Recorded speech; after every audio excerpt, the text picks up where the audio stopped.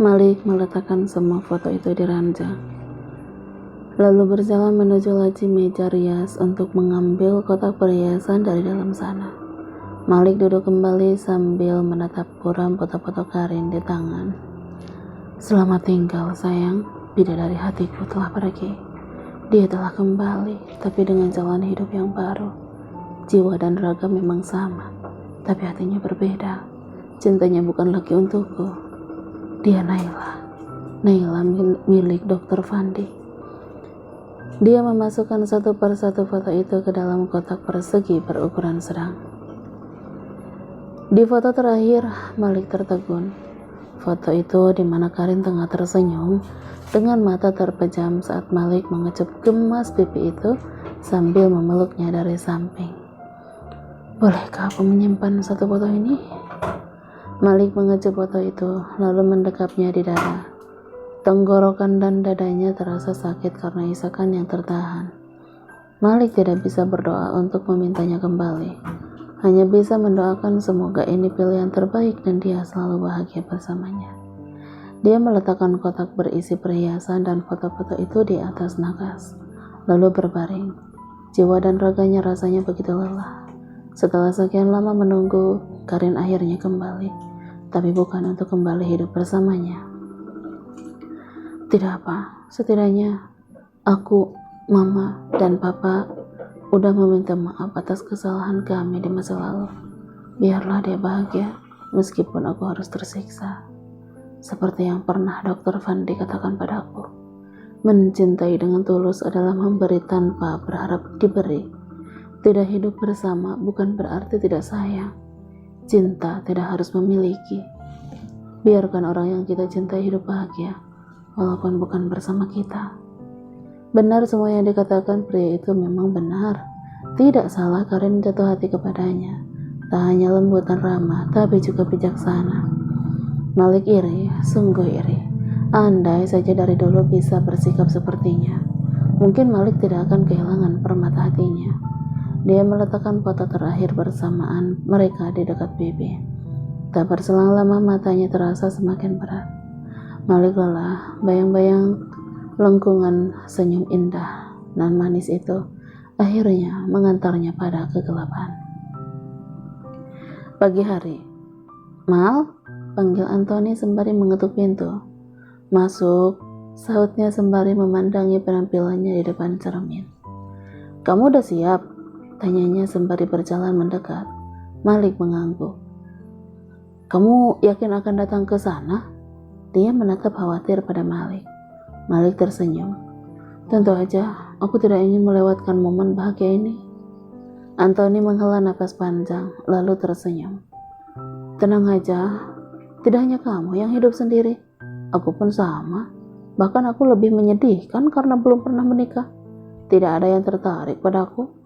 Ujarnya dengan wajah membelas. Malik tahu, Anthony hanya sedang berusaha menguatkan dan membesarkan hatinya.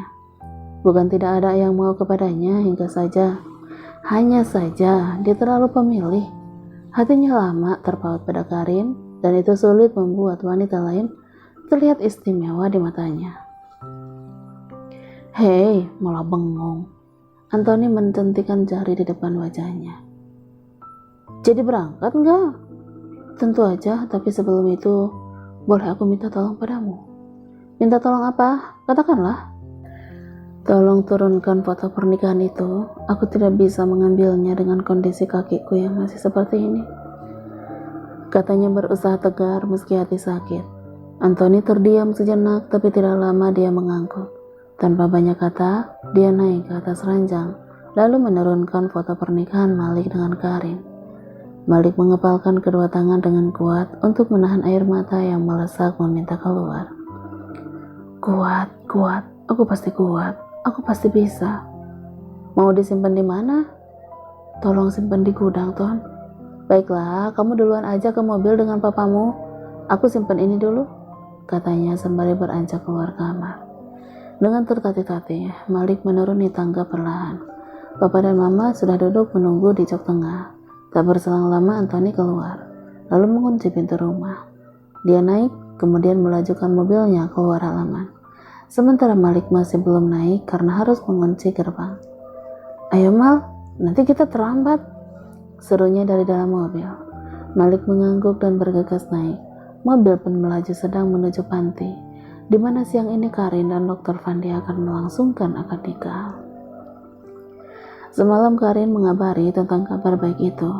Dia berkata bahwa Bu Wati dan pihak keluarga Dr. Fandi setuju agar keduanya menikah secara agama terlebih dahulu. Baru setelah itu mengurus pernikahan mereka secara negara. Itu karena Dr. Fandi ingin kembali membawa Karin dan Kamal ke rumah dengan hati yang tenang. Seminggu dari batalnya akad nikah Karin dan Malik, akhirnya Karin benar-benar akan resmi menjadi milik orang lain. Karin meminta Malik datang. Meski berat, tentu Malik akan menghadirinya.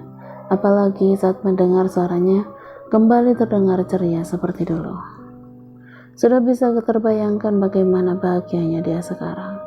Bagaimana mungkin Malik akan membuatnya sedih dengan tidak memenuhi permintaannya itu. Keadaan panti sudah ramai dengan kerabat dan teman-teman dekat Dr. Fandi yang ingin menjadi saksi hari bahagia ini. Akad nikah dilakukan secara sederhana dengan dihadiri kerabat dan teman dekat saja. Resepsi pernikahan akan mereka gelar di hari lainnya setelah semua persiapan selesai. Karin sungguh beruntung, Dr. Fandi dan keluarganya benar-benar memperlakukannya dengan sangat baik.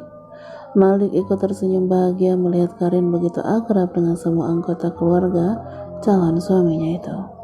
Sangat berbeda dengan saat menikah dengannya dulu, tidak ada sambutan hangat, apalagi pesta besar seperti yang tengah dipersiapkan oleh keluarga Dr. Fandi. "Ayo Mal, akad nikahnya akan segera dimulai," Anthony berujar pelan sembari menepuk pundak Malik. Dari nada bicara dan raut wajahnya, tersirat jelas dia kasihan kepada Malik. Malik menarik napas panjang, berusaha menguatkan diri dan mengurai sesak yang mengungkung dada. Berdiri dari bangku kayu di mana Malik dan Karin sering duduk bersama di sana dulu. Kemudian pergi bersama Anthony ke dalam. Semua orang yang hadir sudah duduk rapi. Bapak tersenyum pada Malik, tapi tidak dengan Mama. Mama menitikkan air mata melihat Malik mendekat. "Jangan terus menyalahkan diri sendiri, Ma. Bukan hanya salah Mama, aku kehilangan Karin, tapi semua karena kebodohan dan ketidakbijaksanaanku, terlalu mengedepankan emosi dan harga diri, hingga tidak bisa melihat mana yang benar dan salah." Acara dimulai dengan khidmat. Sesekali Bu Wati dan ibunya Dr. Pandi menyeka air mata haru saat doa-doa pernikahan dipanjatkan. Begitu juga dengan Karin. "Semoga rasa sakit yang pernah dia rasakan saat hidup bersamaku dulu tidak akan pernah terulang lagi. Amin. Saya terima nikah dan kawinnya Karin Naila Maheswari dengan mas kawin tersebut dibayar tunai," ucap Dr. Fandi dengan lantang dan mantap. "Bagaimana para saksi? Sah?" "Sah." Malik menunduk berusaha menyembunyikan air mata saat kata sah terucap dari semua orang. Bapak yang duduk di sisi kiri mengusap punggung Malik. Dia gagal menahan diri. Perasaannya campur aduk bahagia tapi juga sedih. Karin telah benar-benar resmi menjadi istri orang lain. Malik hanyalah tinggal kepingan masa lalunya. Cinta mereka sudah hancur lebur karena ketidakmampuannya menjadi seorang pemimpin rumah tangga. "Aku gagal." Isak tangisnya yang tertahan itu terhenti saat ada tangan mungil yang menyentuh kaki. Kamal ternyata merangkak mendekat dan menatap Malik dengan senyuman polosnya. Tangan itu menggapai-gapai Malik meminta digendong. Secepatnya Malik menghapus air mata lalu mengangkatnya ke dalam pangkuan. Menciumi pipi gembil itu dengan gemas. Malik takut tidak bisa bertemu dengannya lagi. Papa, celotehnya sembari mengusap-usap wajahnya. "Papa?" Sontak Malik kembali menitikkan air mata haru mendengar dia pertama kali mengucapkan itu. Malik peluk erat sembari mendaratkan kecupan sayang di kepalanya berkali-kali. Papa ikut menangis, tak hanya mereka, tapi Karin yang sedang duduk di samping Dr. Fandi pun ikut menangis haru sembari menatap ke arah mereka.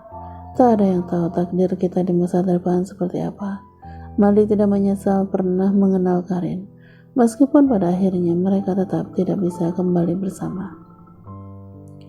Jika sudah ada kesempatan terakhir kembali, Malik akan tetap memilihnya sebagai pendamping hidup. Setelah acara ijab kabul selesai, upacara berlanjut dengan makan-makan. Malik memilih menepi dari keramaian. Anthony membantu menggendong Kamal untuk bermain bersama Malik di halaman belakang. Dia akan memanfaatkan waktu yang ada sebelum pertemuan mereka terjadi terbatas. Mas, Malik dan Anthony serempak menoleh. Karin mendekat bersama Dr. Fandi yang merangkul bahunya. Sekelumit rasa cemburu kembali hadir, tapi segera dia tepis. Aku ke dalam dulu ya, ucap Anthony. Dia segera berdiri mengangguk ramah pada Dr. Fandi lalu pergi. Terima kasih sudah mau hadir di sini, ucap Karin. Sama-sama, selamat atas pernikahan kalian. Aku ikut bahagia. Semoga selalu langgeng sampai maut memisahkan, ucapnya tulus. Amin, sahut keduanya serempak. Dr. Fandi mendekat. Terima kasih telah menjadi perantaraku bertemu dengan wanita sebaik Karin. Aku yakin kamu pun akan mendapatkan jodoh yang baik sebagai penggantinya. Amin, sahutnya setengah hati. Sejujurnya Malik tidak berniat menikah lagi. Tidak akan ada wanita yang mampu menggantikan posisi Karin di hatinya. Jangan pernah berpikir aku akan merebut Kamal darimu. Bagaimanapun juga, kamu tetaplah bapak kandungnya. Kamu dengar? Kan tadi bahkan dia sudah mengenalimu sebagai papanya. Ikatan batin kalian tidak akan bisa dipisahkan meskipun tidak tinggal bersama. Jadi kapanpun kamu rindu, datanglah untuk menemui dan mengajaknya bermain, ujar Dr. Fandi sembari menepuk pundaknya. Benarkah? Aku diizinkan untuk menemuinya sesering mungkin? Tanya Malik dengan perasaan senang. Tentu saja, bagaimana bisa aku menghalangi seorang papa yang ingin menemui putranya? Dr. Fandi tersenyum ramah. Malik menoleh pada Karin untuk memastikan apakah dia juga mengizinkan hal itu. Karin tersenyum sembari mengangguk, membuatnya ikut tersenyum dan menghela napas. Biarpun mereka terpisah, tapi Malik masih memiliki banyak kesempatan untuk menghabiskan waktu dengan putranya. Ikut memantau tumbuh kembangnya tanpa harus ikut kehilangan. Tapi ada syaratnya, celetuk Dr. Fandi. Syarat? Tanyanya bingung. Ya, kamu boleh datang ke rumahku kapan aja, tapi tentu saja aku sedang berada di rumah. Jangan datang saat hanya ada Karin saja. Dia tersenyum penuh arti. Malik terdiam sejenak, tapi langsung tersenyum saat paham maksudnya. Aku mengerti, tentu aja aku akan mengabarimu dulu sebelum datang ke sana. Syukurlah, ucap Dr. Fandi. Karin, mengapa mereka serempak menoleh saat melihat Bu Wati memanggil dari ambang pintu. Ayo makan dulu, ajak suamimu dan Malik juga. Ya Bu, Karin mengangguk. Bu Wati tersenyum lalu kembali ke dalam. Iya ayo mas, ajaknya sembari menatap mereka bergantian. Kita ambil foto dulu, sini sayang, panggilnya pada Karin. Karin duduk di samping kiri Dr. Fandi, sedangkan Malik duduk di sisi kanan dengan Kamal berada di pangkuan. Dr. Fandi mengeluarkan ponsel meminta mereka tersenyum dan menatap ke arah kamera hingga pada akhirnya satu foto kebersamaan tercetak jelas di layar ponselnya. Bagaimanapun juga, kita adalah keluarga. Kalau ada masalah, kita bicarakan baik-baik. Silaturahmi jangan sampai putus. Apalagi ada Kamal yang menjadi pengikat kita semua. Asalkan kita bertiga tahu dan mengerti batasan dan aturannya, insya Allah semua akan berjalan dengan baik, ujar Dr. Fandi yang ditanggapi dengan anggukan dari mereka. Ayo, kita masuk. Yang lain udah makan dari tadi?